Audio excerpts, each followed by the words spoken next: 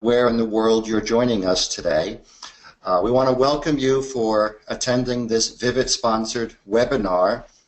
The topic today is going to be how multiplying IT ops efficiency with HPE OpsBridge, and we're focusing on some of the customer success at Beiersdorf and Swiss mobiliar. Next slide, please.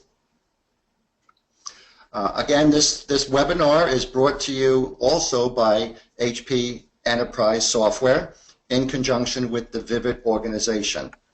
Good morning or good day. Again, there's probably attendees from all around the world. So my name is Robert Linton, and I am a member of the Vivid organization.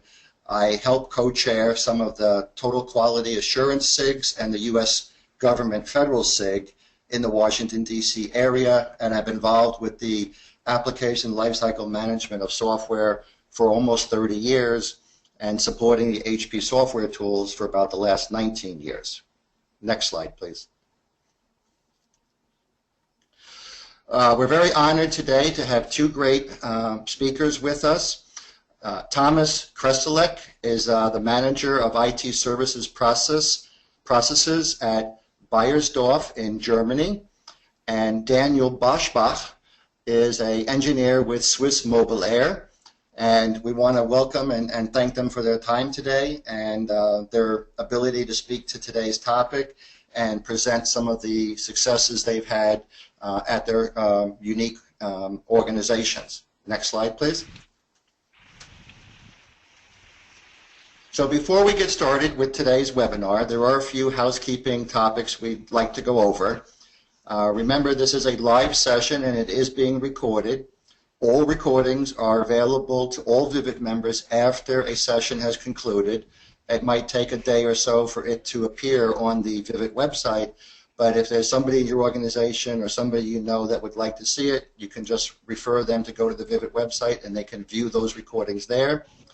At the end, we will have a questions and answer session, and during the presentation, if you have questions, you can enter your questions into the questions pane, which is on the right side of your screen, or should be on the right side of your screen, where you have these different drop-down boxes.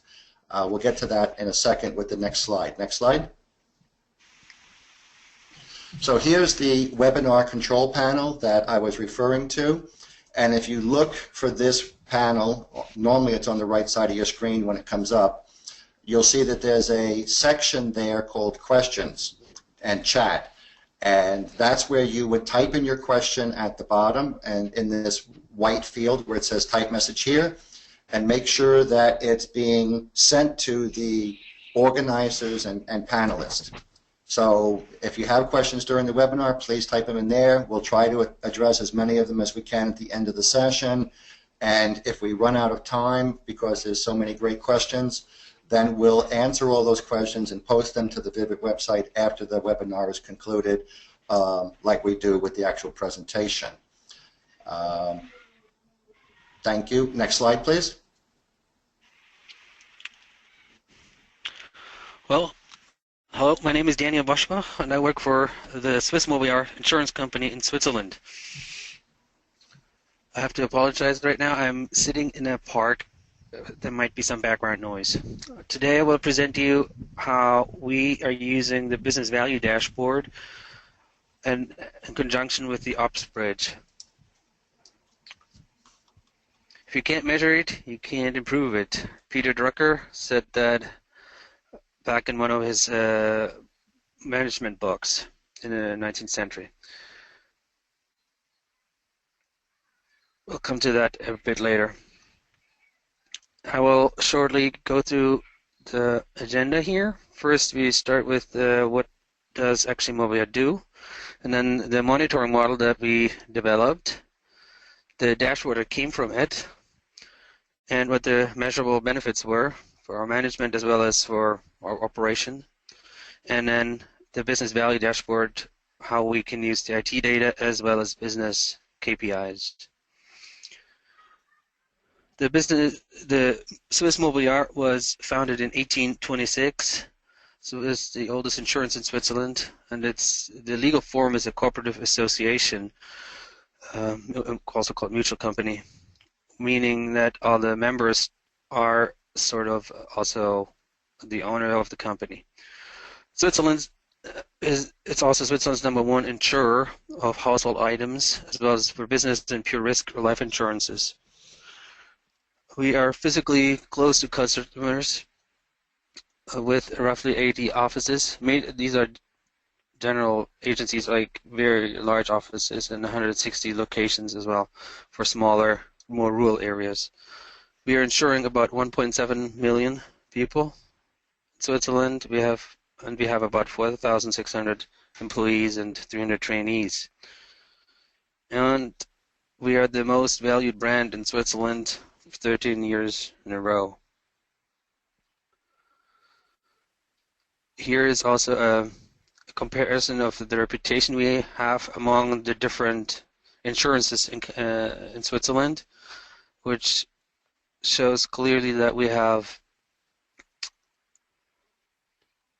not just a rational appreciation, but also a very emotional appreciation among our customers, which is usually rather hard to accomplish, having an emotional bondage, not bondage, but emotional component associated with our insurance.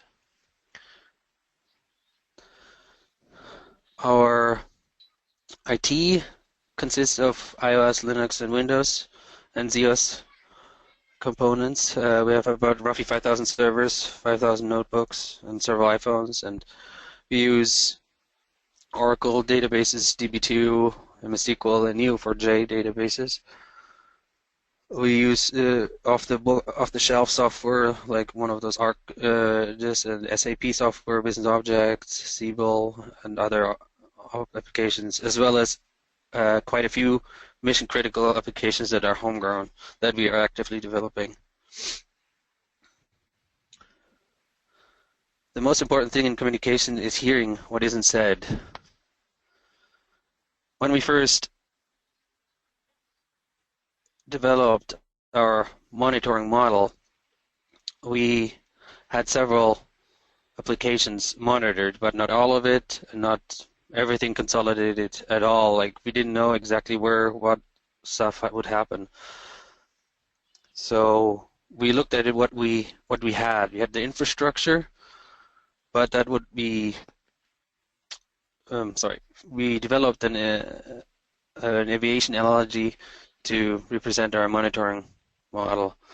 So from the monitoring infrastructure side, this would be equally just using a parachute, which basically has just showing the elevation, maybe temperature. That's it. From there, we looked at it from the service modeling, from all the applications and the servers and what else comes with it. This would be equivalent to a glider, which has contact with a cockpit and with a tower, and has several other indicators of speed, height, altitude, and wind conditions, and weather reports. And the top layer could be considered as the automation layer, which also correlates different events.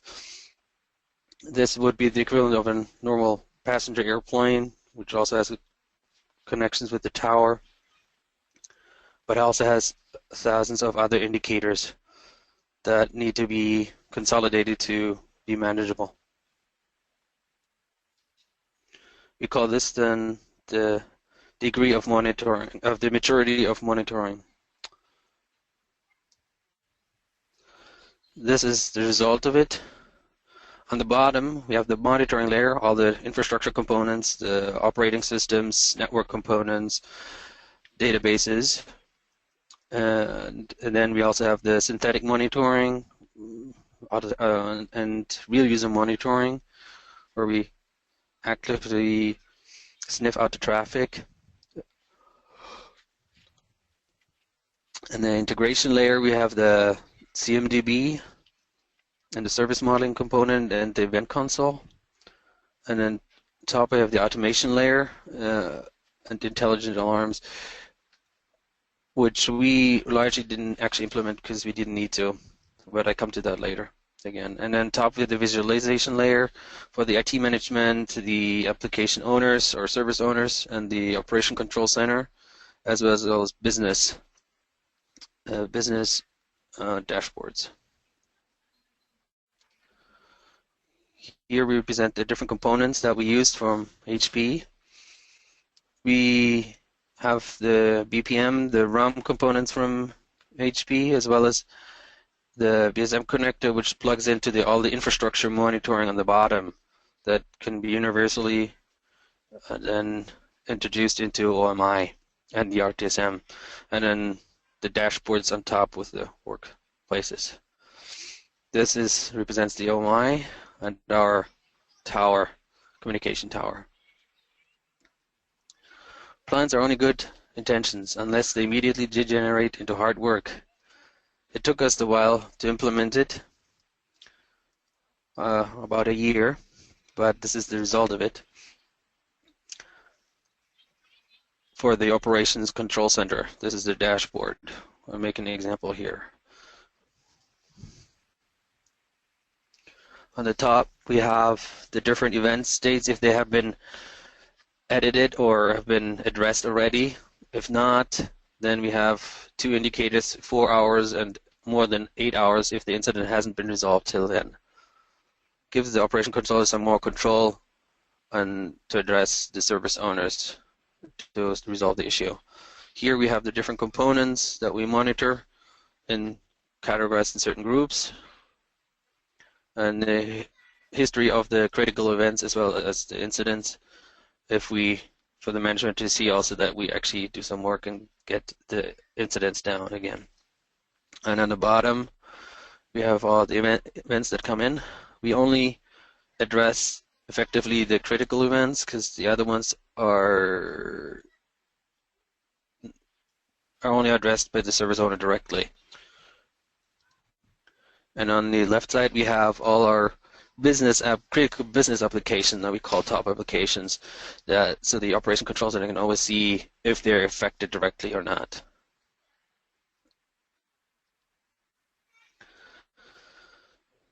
Here we see our benefits.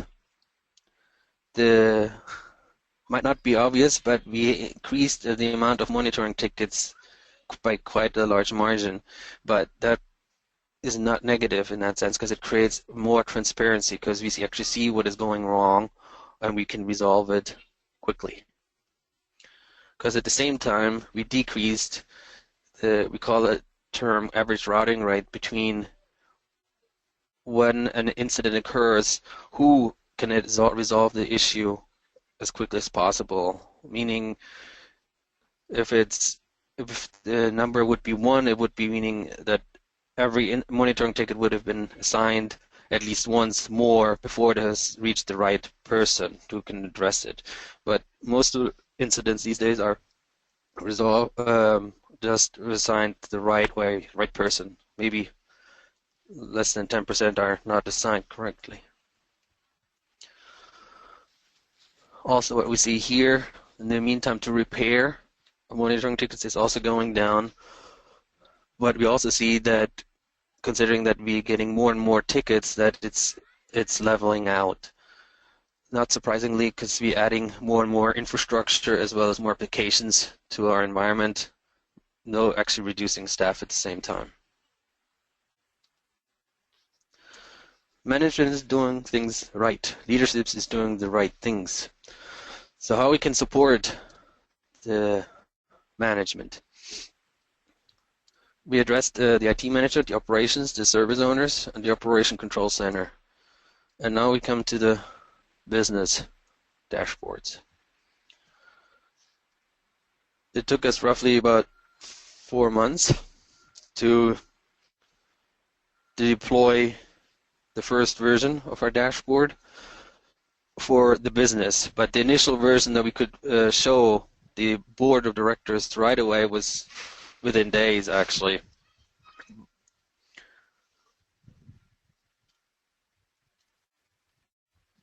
Here's also a view, the technical view of what we're using, what components in the bottom are the infrastructure again. with network operating systems, databases, Elasticsearch, log analyzing, and the component that sending then the data to either OMI, this is the lighthouse, or on top, or right away to the business value dashboard. And this is the result here for our little country, Switzerland. On the left side, we have our business, most available business data for non-life insurance and life insurances.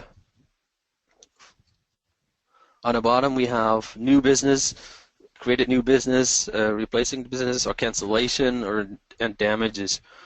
We also show in a separate curve in the blue, if you can't see it right away, the difference to the past 30 days. If we're above it, that means we're actually improving and getting better and creating more value. On the right side, we have the performance indexes for our two most valuable applications, and the dotted line indicates the SLA line. So if you're below at the SLA level, the management calls us usually. And also on the right side, all the way to the right, we have all our top applications availability. It really actually dips below 100%. And then we have a slider where we can write messages to the business as well if something is important that concerns them.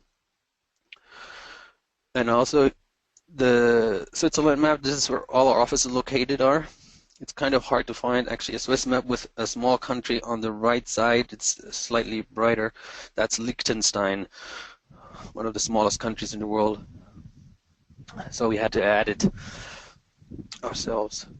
But also the Swiss map itself shows our availability in green or red for the location, if it can work or not. Also, we show at the same time in the blue circles if they did extraordinarily well selling policies, or in yellow we show also damages if the amount of damages increases by quite large margin.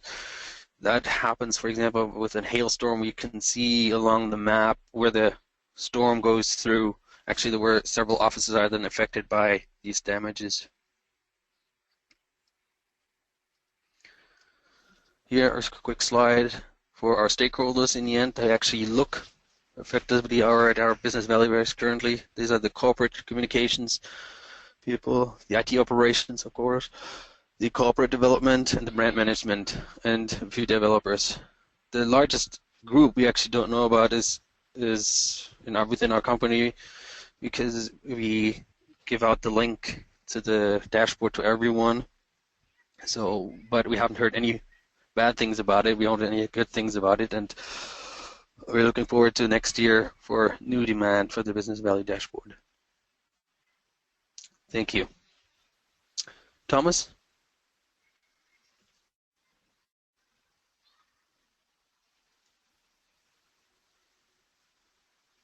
I'd like to take over.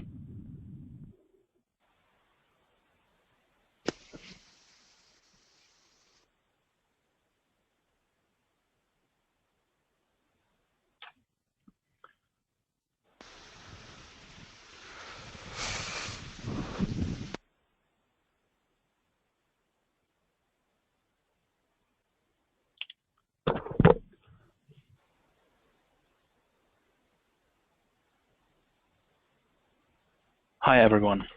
So today I want to tell you something about Event Management 2.0. It's about qualified incidents generated by CMDB-based event correlation. My name is Thomas Kosalek, and this is the agenda I want to follow up with you. First of all, an introduction to our company. Afterwards, I will give you an idea where we started from within our project.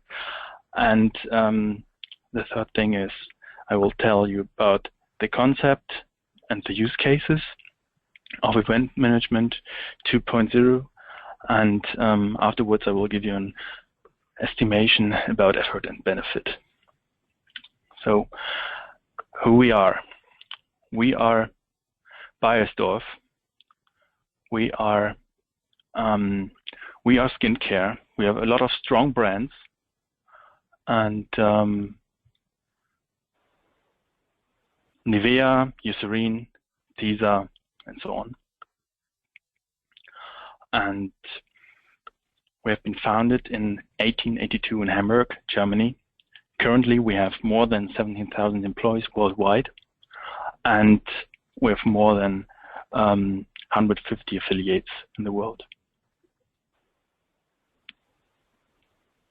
BSS, so Beiersdorf Shared Services, is the strategic partner for Beiersdorf for IT and accounting. We are the nerve center of connecting people worldwide, and we're 100% owned company from Beiersdorf, and we have been founded in 2003. Currently, there are more than 400 people working worldwide for Beiersdorf Shared Services, and yeah, we are 100% virtual company. Means we don't have any hardware servers except the ESX hosts from VMware. So this raises a lot more complexity than you can imagine. My name is Thomas Kruzalek. I'm the manager of IT service processes. So I'm responsible for the service processes worldwide and the HPE tools you can see here. So project and portfolio management, service manager, asset manager, universal CMDB, Connect IT, and now also operations bridge. Yeah, the starting position. As we started in the beginning of this year, we've seen some challenges. We had plenty of different monitoring tools for each technical level, even several, without logical grouping. Therefore, we received a lot of duplicates because the scope was overlapping. So one outage, one server down, one network down results in numerous automatic events. And this numerous automatic events needs to be handled within the ITSM process in a structured way. Not each time it was that way, and often if you get a lot of incidents, it's hard to find the right root cause. And this was one of the biggest challenges, and the next thing might be even the biggest one, because if you get an incidents for a server, who are the relevant people you have to inform? This is also one challenge we were facing with this and our monitoring topic, monitoring tower, sorry, based on the OSI model. You have the network. It's the network node manager who is monitoring the network. For the hardware, we have two separate tools: the HP SIM, which is controlling really hardware, the vCenter, which is controlling the hardware for storage, for backup, and so on, and also the virtualization, as you see at this at the third level. And for the operating system, we have SCOM and Nagios. And for applications, we have SAP Solution Manager, SQL Server, Oracle, SAP Batchman, and Microsoft SCOM, which are sending directly events. What does I mean with they are sending directly events? To create incidents in our service management tool, they are directly sending their events as an incident to our ticket tool. And this was the logic, of course, before we started the project. The service manager is working together with the CMDB, so the service manager itself knows about the services of the server and so on, but the monitoring tool itself has no knowledge about it. So the amount of the automatic incidents at the starting month were nearly 1,300 automatic tickets, and this was a lot. So for us, and what we figured out as we analyzed these 1,300 incidents, there were 50% symptoms or duplicates. So 50%, what does it mean? Half a day. I could spend half a day, or all the staff members that are solving incidents could spend half a day at home, at least, or use the time for other projects, which would be great. A lot of saving potential. Okay, so because what does they do for each incident? They have to analyze it, they have to document it, and cost a lot of time. Yeah, therefore we developed the concept of Event Management 2.0. And the idea was correlate the events automatically based on the CMDB knowledge we have. Find out the root cause, the real root cause, and create the incident correctly, set the service correctly, and give it to the right group. So what did we do? We bought OpsBridge, so Operations Manager I-10 and TBAC, and put it in as a black box correlation in the middle, between the tools, the monitoring tools, and the service management tools. Now, all the monitoring tools are sending the events to the Operations Bridge. The Operations Bridge is consuming the knowledge about the service trees and the dependencies from the CMDB. All the configuration knowledge is in Operations Bridge to use. And then there is a correlation which sends only the right incident, the root cause incident, to the service manager. That's the concept. And therefore, that this is really feasible, you need some prerequisites. You need a really well-maintained CMDB. You need a technical discovery so that you can allocate the CIs correctly and the events correctly, and you need well-defined correlation rules. There are some out-of-the-box rules that are working pretty good, but really you have to define based on your infrastructure, based on your application, based on your CIs, your rules, and it's also depending on the sources you set up. That's really an important point. This correlation rules, if you have that done correctly, it's good. Next thing is you need to ensure that you have all events, not only negative events like note down. If you have a note down event, that's necessary, of course, but the note up event could be also necessary. If the computer is just restarting or rebooting or whatever, then you can close the event and the incident afterwards, and no one has to look at. So positive events are also very good. And at least it's really necessary that your CMDB and all the representations in the CMDB are representing the current technical situation and more accurate, the most accurate stand you can get. These are the prerequisites and the requirements of the concept, where it should be based everything on the CMDB knowledge, so the automatic root cause analysis, determining the services, as I said before, creating the incidents, rule-based forwarding to the incident process, but also we want to have updates to existing incidents.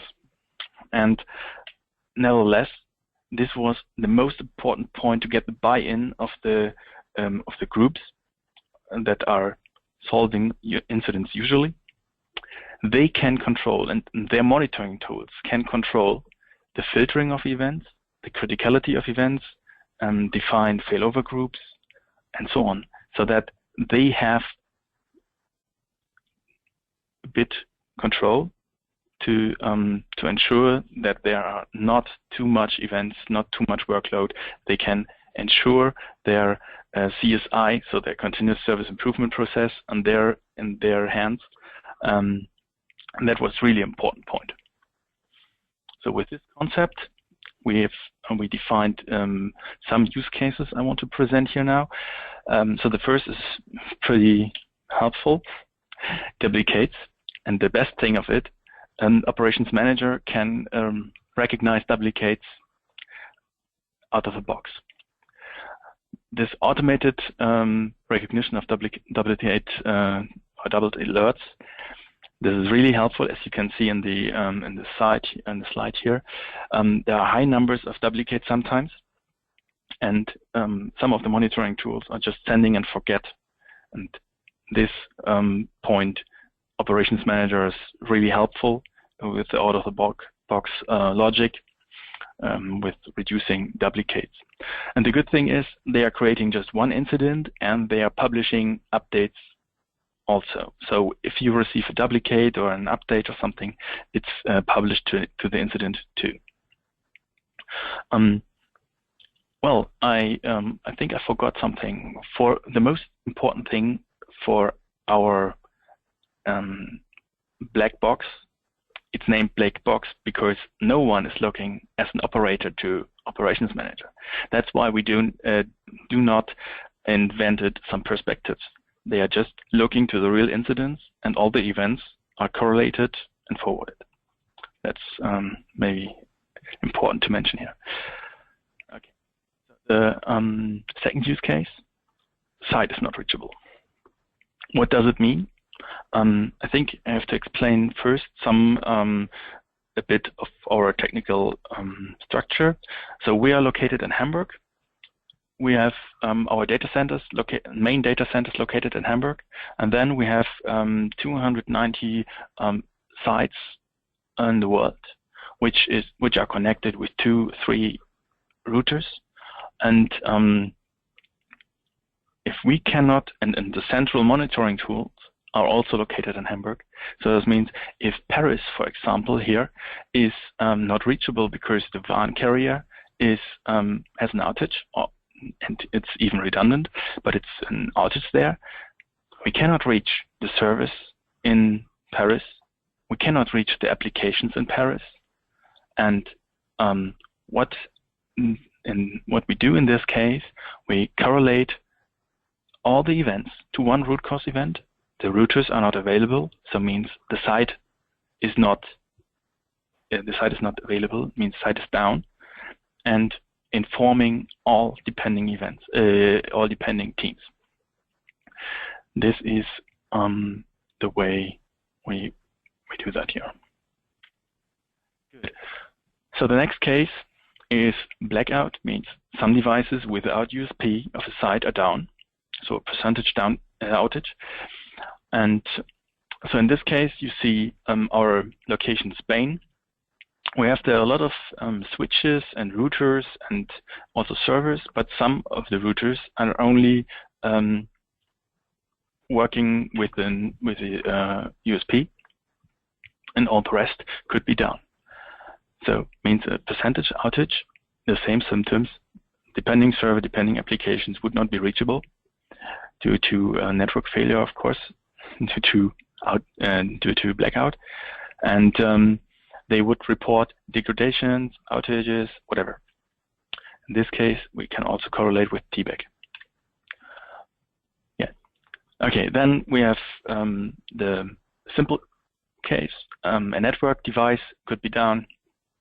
The related ESX host would not be reachable, and which means also the virtual machines would not be reachable, and also the hosted applications would not be reachable.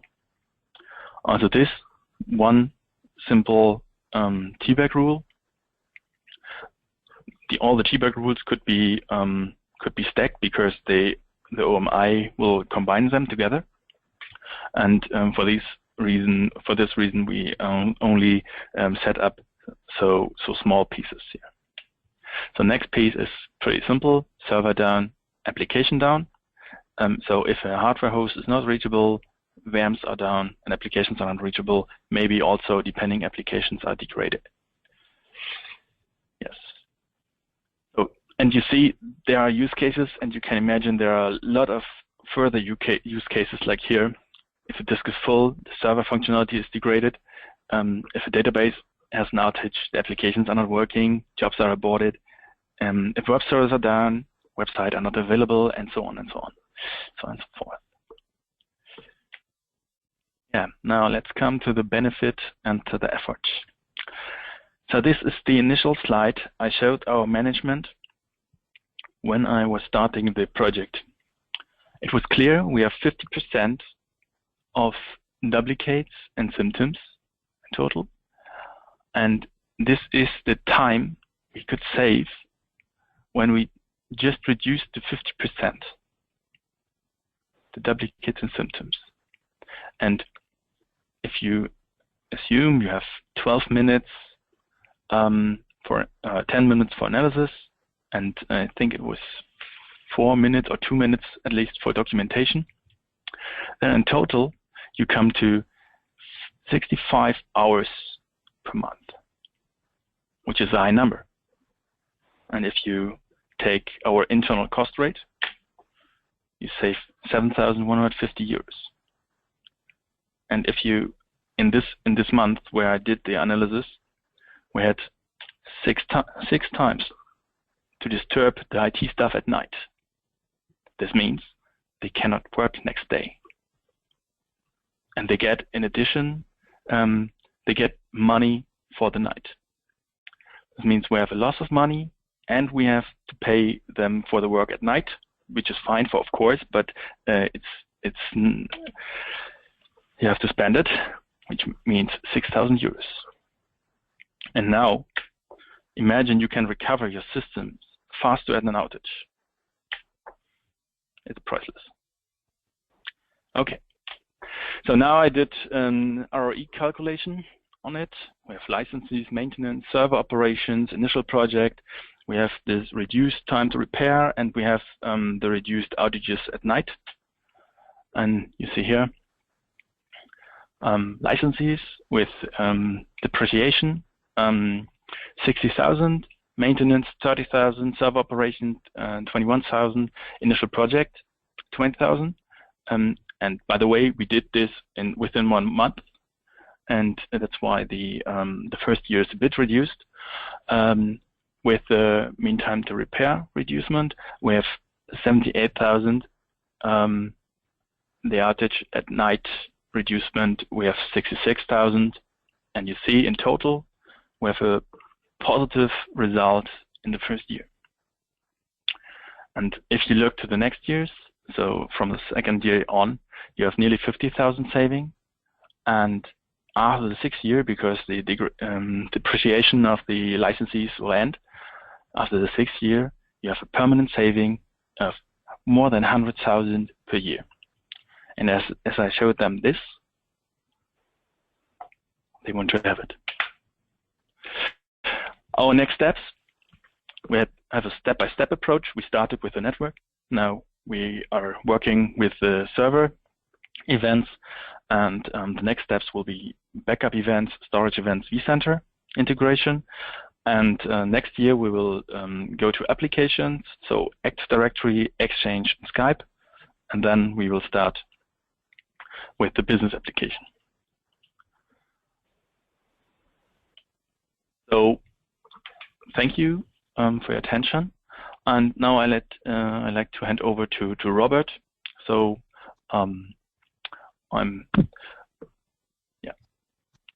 Robert, can you please? Great. So thank you, Thomas. Thank you, Daniel, for your presentations. You shared with us a lot of important information on how the solution has improved the IT operations at your 2 organizations in Germany and Switzerland. And now we have some time to go through some of the questions that have come in during the presentation. And I am going to basically ask the question, and then either Daniel or Thomas will have to decide, who wants to answer it and give their appropriate answer. So one of the questions we have is, what is the impact of using Operations Bridge rather than using the different IT consoles or the tools used before?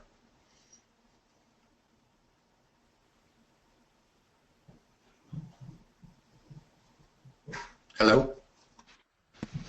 I think this should be answered by Daniel best, because we have a black box. No one is using our OMI console.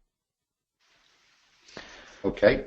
Daniel? Well, we had several different, for us we had so many different monitoring applications that we needed to unify to have a single pane of view of our IT. The OpsBridge allows us to do that, and it allowed the Operation Control Center to streamline our effort. In the end, these days we have about 30, 40 incidents per day we have to effectively deal with. So we didn't need to automate in that sense that far yet. Might be in the future, but not yet. Great. Thank you, Daniel. Another question that came in from Mark Benoit. Excuse me if I don't pronounce your name correctly, but I try.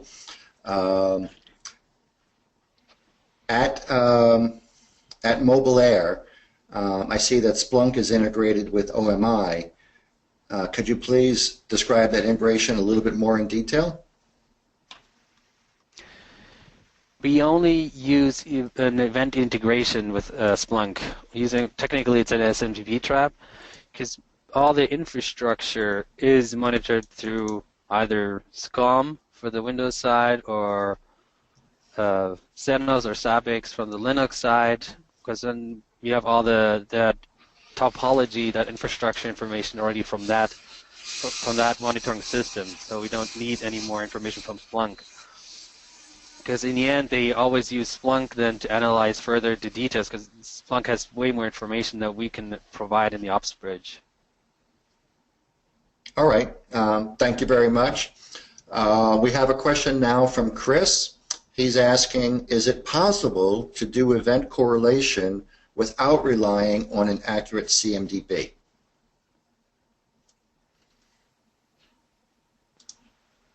Thomas, that's your... Yeah, I think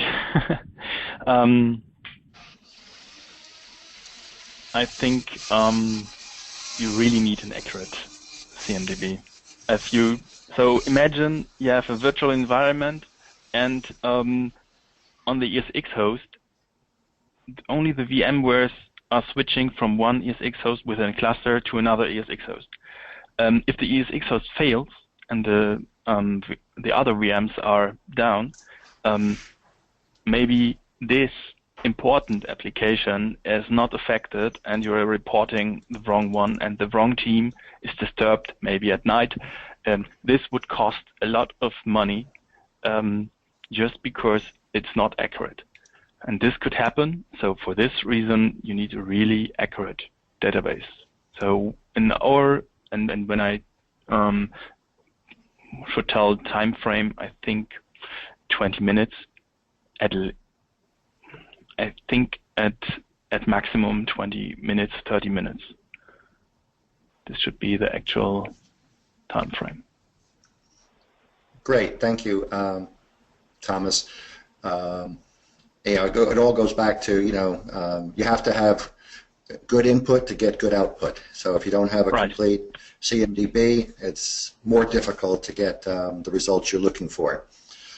We have another question from Mark, who's asking, at Beiersdorf shared services, for the correlated events that cause an application outage or degradation, do you create incidents for both the infrastructure and also for the application support team? For example, server outage for the infrastructure and also for the application support team. No, we do not do this. We had the idea in the beginning to do that, but we finally decided not to disturb the other groups. We solved the information gap with reporting solutions. So for the ticket we created for the root cause, only for the root cause, and not if the server is the root cause, and we will not get any ticket for the application. But in the ticket of the server, we will name all, or we're naming all the services that that are also affected, and so that all groups that are affected can report on it. So they can get even a daily extract if there are some data inside. So that's the way we do that. Great, thank you very we do much. Not create 2 tickets. No. Very good, thank you very much. So the next question is, how has the automation helped you, and has this had an impact on the IT's reputation in your business and your stakeholders' opinion? I think I will answer first, Daniel. Okay. Yeah, So the good thing, if the monitoring is working fine, the business doesn't realize anything. And that's the best thing of it. So no, our reputation has not changed because the business doesn't even know that something has happened. We are proactive whenever whenever there was an outage, sometimes even before the business realize, we have already solved the issue. So, and even before we have all our votings within our with our customers were nearly 5 stars from 5. So no, nothing has changed. Great. Daniel, would you like to share anything? Sure.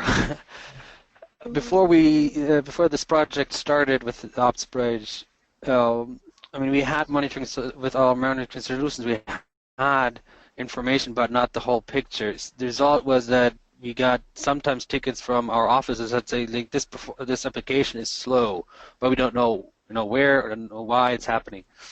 This has completely stopped. These days we are actually also proactive in our monitoring. We have rarely really failures of the software itself, or like that the insurers they can actively work with the application regardless if you have an outage or not. We are set up that way these days, and I mean they're happy with us. As never been better. I mean. Wow. Well, that's actually. They're still surprised sometimes when they see on the Swiss map, for example, a red dot, and they didn't realize they have a problem, but by the time they actually make a call, whatever, to ask what's going on, usually it's already resolved. So. Great. And usually it's not our fault. It's usually external sources like network providers, some stuff else. Like, for example, if a digger cuts through the fiber optic cable. Right. Well, what I'm hearing from both of you gentlemen is the solution has helped you to be so proactive that the business users aren't noticing many outages or problems because you're proactively resolving them before they become noticeable. So that's a huge accomplishment, and obviously must benefit your collective IT organizations greatly. Mamta has a question she's asked of Thomas, and it's, how did you build the CMDB model to implement correlation use cases? In less than 60 seconds, Thomas. So we took over the CMDB model from HP. We integrated the CMDB model to we enriched a bit to the OMI, and we just transfer the data. So, and then based on the relationships, we designed T-bag rules. I think this best fits your question. And I think under 60 seconds. Wonderful. Well, I wasn't actually timing you, but thank you. No, I get it. That's. I was thinking that you could go on for an hour explaining all of those details, and we obviously don't have that much time. But thank you. We have another question from Mariana, and it's. You mentioned in the presentation that it took about a year to roll out the solution. How many resources does it take to maintain the HPE toolset, including the scripting and coding of the correlation rules? At Sysmo, we are three people, but none of us actually full time. 80% each one of us, and then we need to work with the different services, platform service, application services, to get the rest. But each team outside of us has usually their own monitoring solutions. We are not involved in that. We just grab their data. Okay. Well, yeah. I thank you. On our side, we are also 3 people, but not only for Operations Bridge. We are 3 people for all the tools I mentioned before. So currently, we are maintaining the OMI less than 10%. Only when the groups, the special groups, are requesting something, then we enrich the T-bag rules. So currently, there is no big maintenance effort. Great. Well, thank you very much, Thomas. I have another question. Some say that applications are all that matter in IT operations. What is your view, and can you explain a little bit your answer?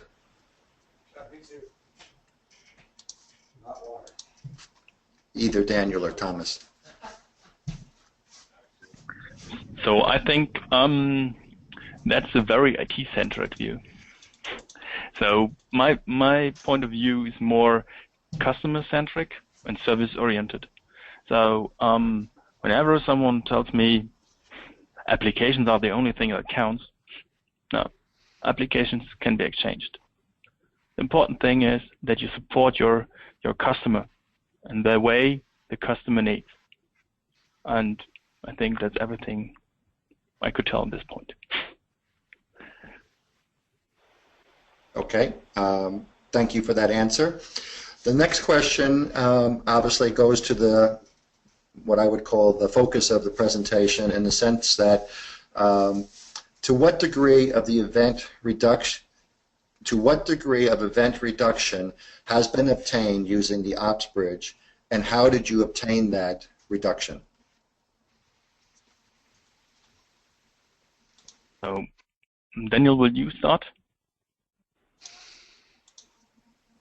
I mean, I showed and the 3 slides are more our biggest benefits that we gain from it, and how we're reducing it further, even though we're increasing our application stacks, our servers, our infrastructure, and our services. Okay. On our side, if you want a number, then we reduced it more than 50%. Well. Great. On our side, I only have the number for network, because on servers and on applications we are just still creating T-bag rules and stream-based rules. Only for the network worldwide, we have a reduction of 30% of events, but the most effect was what I mentioned with the events before. You need to have the right events, the positive and negative events. We have 60% of all our incidents that have been created once are closed automatically by OMI, because it realizes that the root cause, it doesn't exist anymore. So 30% in the network, and in server and application part, 60% by closing automatically. Great. Okay. Robert, I think we need to stop the webinar now. Okay. Well, we're getting to the point where we're going to wrap up. There are a few remaining questions that will be answered in their entirety after the webinar is done. If somebody wants to forward to the closing slides for me, please.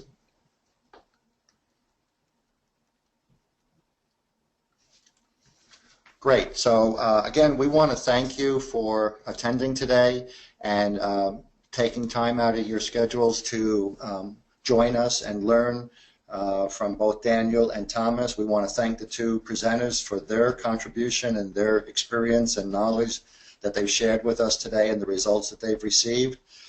We want to remind everybody that there is the Discover London 2016 event, and we want you to try to think about attending and joining us there at that event. You can register using the link at the bottom of this slide. If you've never attended a Discover event, you would be very pleased to know that there are tens of thousands of IT executives, architects, engineers, and business users that attend these events, and they come together to share their ideas and their experiences with technology and IT. And the events go for several days, and you can also attend very specific training or deep dives into some of the technology from HPE Enterprise. So we look forward to seeing you, if possible, in London, November 29th through December 1st. So please mark your calendars and see if you can join us. Next slide, please.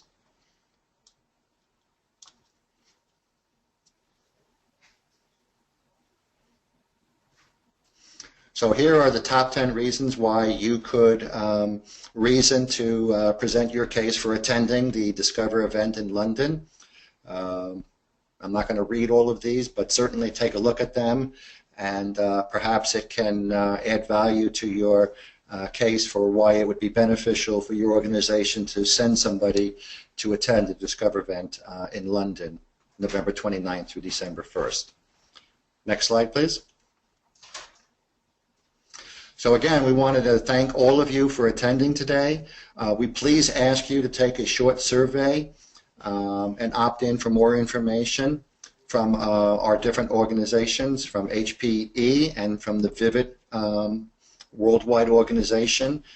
Please encourage your colleagues to join Vivid and become part of this worldwide organization for events like these webinars, and then there's special interest groups. And again, we thank the entire Vivid organization for presenting this today, for the support from HP Software, and specifically to Thomas and Daniel for their contributions today. Thank you very much, and have a great day wherever you are in the world, and we look forward to seeing you at Discover in end of November. Thank you again, and remember, all the questions and answers will be published to the Vivid website after the event in a day or two, and the actual recorded presentation will also be posted on the Vivid website if you care to look at it again or share with some of your colleagues. Take care. Have a great day. Thank you, everybody. Bye for now.